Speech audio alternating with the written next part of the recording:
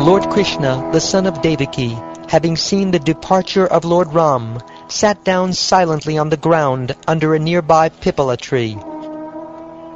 The Lord was exhibiting his brilliantly effulgent four-armed form, the radiance of which, just like a smokeless fire, dissipated the darkness in all directions. His complexion was the color of a dark blue cloud, and his effulgence the color of molten gold, and his all-auspicious form bore the mark of Srivatsa. A beautiful smile graced his lotus face. Locks of dark blue hair adorned his head. His lotus eyes were very attractive, and his shark-shaped earrings glittered. He wore a pair of silken garments, an ornamental belt, the sacred thread, bracelets, and arm ornaments, along with a helmet, the Kaustuba jewel, necklaces, anklets, and other royal emblems. Encircling his body were flower garlands and his personal weapons in their embodied forms. As he sat, he held his left foot with its lotus-red sole upon his right thigh. Just then a hunter named Jara, who had approached the place, mistook the Lord's foot for a deer's face. Thinking he had found his prey, Jara pierced the foot with his arrow, which he had fashioned from the remaining iron fragment of Samba's club.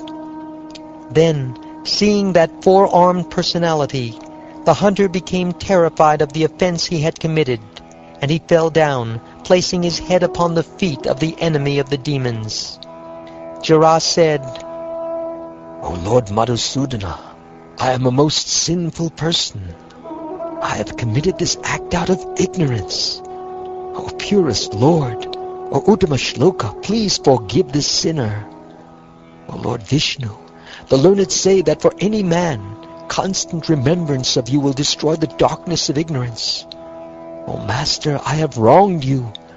Therefore, O Lord of Vaikuntha, please kill this sinful hunter of animals immediately, so he may not again commit such offenses against saintly persons.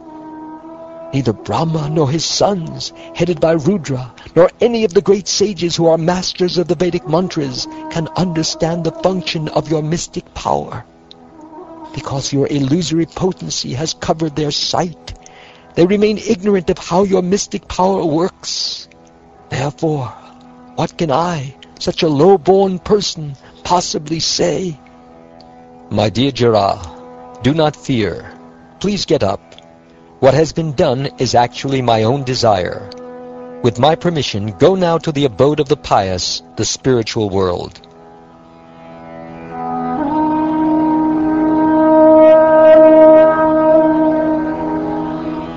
So instructed by the Supreme Lord Krishna, who assumes his transcendental body by his own will, the hunters circumambulated the Lord 3 times and bowed down to him.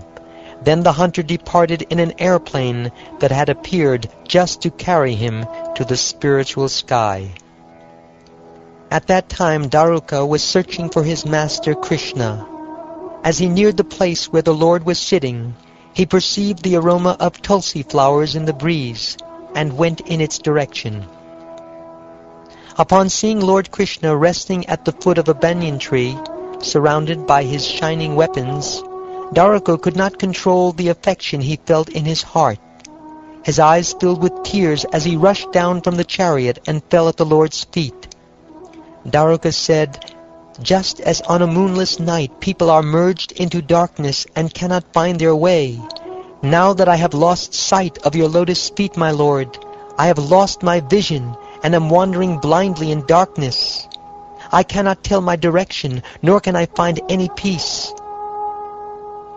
O foremost of kings, while the chariot driver was still speaking, before his very eyes the Lord's chariot rose up into the sky along with its horses and its flag, which was marked with the emblem of Garuda. All the divine weapons of Vishnu rose up and followed the chariot. The Lord, Janardhan, then spoke to his chariot driver, who was most astonished to see all this. He said, "O driver, go to Dwarka and tell our family members how their loved ones destroyed one another. Also tell them of the disappearance of Lord Sankarshan and of my present condition.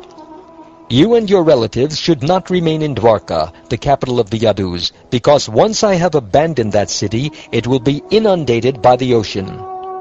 You should all take your own families, together with my parents, and under Arjun's protection, go to Indraprastha. You, Daruka, should be firmly situated in devotion to me, remaining fixed in spiritual knowledge and unattached to material considerations. Understanding these pastimes to be a display of my illusory potency, you should remain peaceful.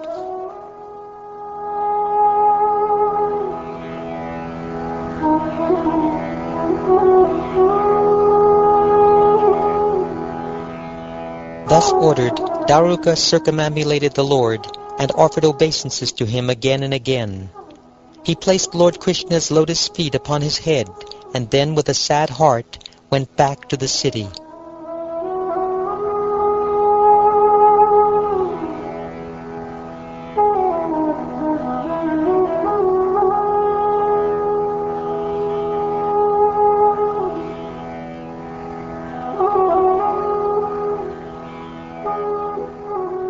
Thus ends the 30th chapter of the 11th canto of the Shrimad Bhagavatam, entitled The Disappearance of the Yadu Dynasty.